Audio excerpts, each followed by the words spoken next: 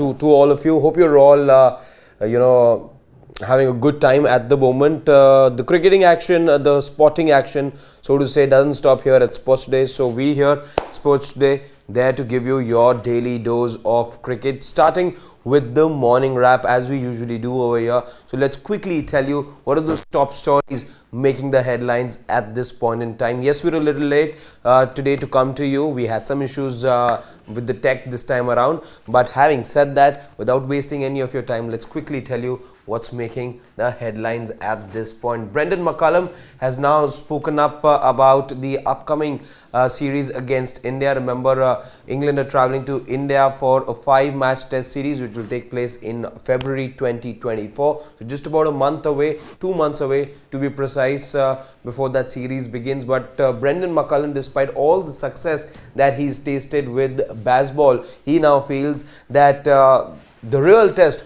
for Bazball and this English team will be up against India when they travel for that 5-match test series. Yes, there's been success all around, but he feels that it's the Indian team that are the very best when it comes to playing at home. They're the ones who know the conditions the best, and the real test for England now and Bazball, so to say, will be to play against India and beat them in the Indian conditions. He says that we're not going to change the approach. We're willing to go down.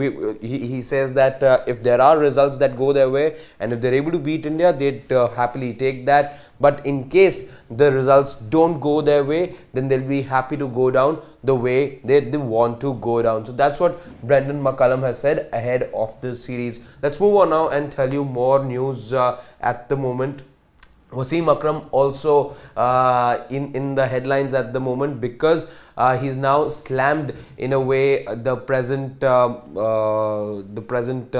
stakeholders of cricket Pakistan, and he's in particular talked about Mohammad Hafiz and Wahab Riaz, the two who are now heading PCB in many ways, because Wahab Riaz now the chief selector, and now Mohammad Hafiz, he's been named as the director for the director as well as the head coach of the Pakistan team. Now, what has Wasim Akram said? Wasim Akram said that you can't be holding press conferences every 3 minutes, and he says that because of that reversal of the decision that came from Wahab Riaz. He says that if you're taking a decision, don't make U-turns. That's what he said. He said that don't need to be holding press conferences. Be very, very brave and courageous in the decisions that you're taking. You've been put into a responsible position, so be brave, stick to your decisions. Don't have to keep holding press conferences again and again. Back your decision is what Wasim Akram has said. Why does he say that? Because it was just a day after Salman Butt was named firstly a consultant to the chief selector. Remember, there's been Kamran Akmal, Salman Butt, all of these guys were named, and a couple of others as well were named as the consultants to the chief selector. But now what has happened is, rather what happened was just a day after, because Salman Butt, for his involvement in the fixing scandal that took place back in 2010, there was a lot of backlash that PCB and in particular Wahab Riaz was facing. As a result of that, what we saw was then on Sunday, him come just a day after he named Salman Butt as the consultant, he reversed his decision. So it is in that background that now Wasim Akram has said that you don't need to be reversing your decisions. You have to stick to the decisions that you're making. Moving on now, but sticking with Pakistan cricket. The women's team have done the nation very proud because they've gone ahead and registered their first ever T20I series victory against the White Ferns, which is the New Zealand team. Also, by the way, their first win away from home, first T20I series win away from home since the year 2018. So for the first time now in a little over 4 years, you see now, rather 5 years, you see the Pakistan women's cricket team create a bit of history and ensuring that they make the nation proud. 137 runs is what the Pakistan team posted, and the bowlers, in particular the spinners, doing well on the day to ensure that Pakistan go ahead and script history. Moving on now, Glenn Maxwell is now in the headlines once again, and we know about his heroics in the recently concluded World Cup. Got a century the other day in the Test series, as in the T20 series as well, that took place against India. Played a vital knock over there to and that 4-1 victory margin was perhaps because that one victory also perhaps wouldn't have come had it not been for his swashbuckling innings. But what has Glenn Maxwell said now? Glenn Maxwell, after having stayed away from Test cricket for so long, he now says that he wants to return to Test cricket, and he is targeting the 2025 season for his return. In particular, he is also saying that it's the subcontinent conditions that he is looking to make a comeback in, because he feels he's going to be more viable as a resource for the Australian cricket team in the subcontinent conditions. Now remember, Australia do not tour any subcontinent nation till 2025. No team are they visiting in the present WTC cycle. So he's waiting for this WTC cycle to end.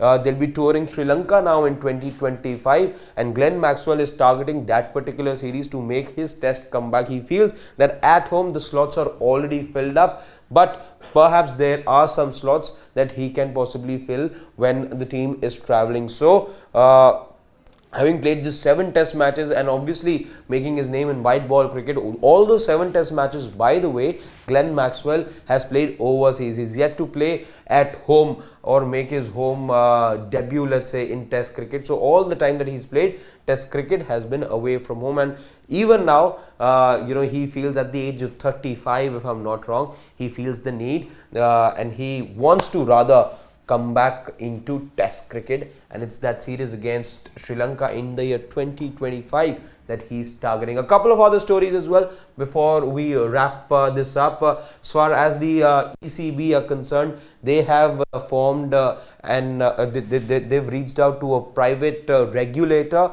and that private regulator going forward will be the body in charge of looking into, in particular, issues with regards to racism, with regards to anti-corruption, with regards to playing the game a certain way. There is an external regulator that has now been roped in and will be submitting time to time reports. And why does this come? Why does the ECB form this commission? It's done that they've gone ahead and reached out to this regulator because of earlier reports in the past that there has been issues of racism within the ECB. In particular, I'm reminded of an incident which considered Yorkshire, where there was a player of Pakistan origin who was being treated and discriminated. So to look into issues of discrimination, to look into issues of racism, and as well as anti-corruption activities, all of that, now the ECB has reached out to a private regulator who will now be looking into these matters very, very closely and submitting its reports to the ECB. And lastly, now the Football Association has charged Manchester City, the defending champions of the Premier League, for the way that the players behaved. And you can see here how Erling Haaland in particular, Kovacic over there as well, all of them hounding the referee Simon Hooper in that match that took place on Sunday between Manchester City and Tottenham Hotspur, in which the match ended in a tie, and the City players were clearly not happy with the way Simon Hooper first gave the City team the advantage, only then for him to overturn the decision, especially at a time when in those couple of seconds Jack Grealish had gone through on goal and was in a one-on-one situation and very, very likely to score a goal. That's when play stopped, and the City players, clearly not happy with that particular incident, hounded the referee, and the FA has now charged the club for the inappropriate behavior of the Manchester City players. So just the start of the day, those are some of the stories making the top headlines at the moment. We'll be with you as always through the course of the day, and stick along with us as we bring you all the stories making the news in the world of sport.